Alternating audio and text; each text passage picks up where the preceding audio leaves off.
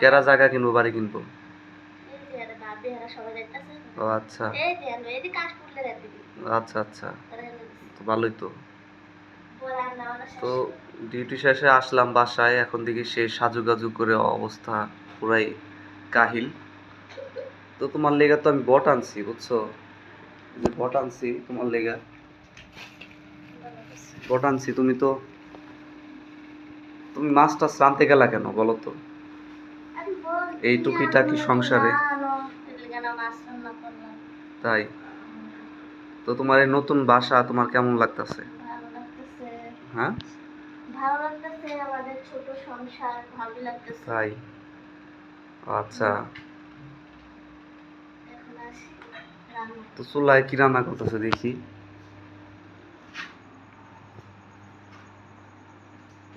ওরে বাবা, এই যে মাছ।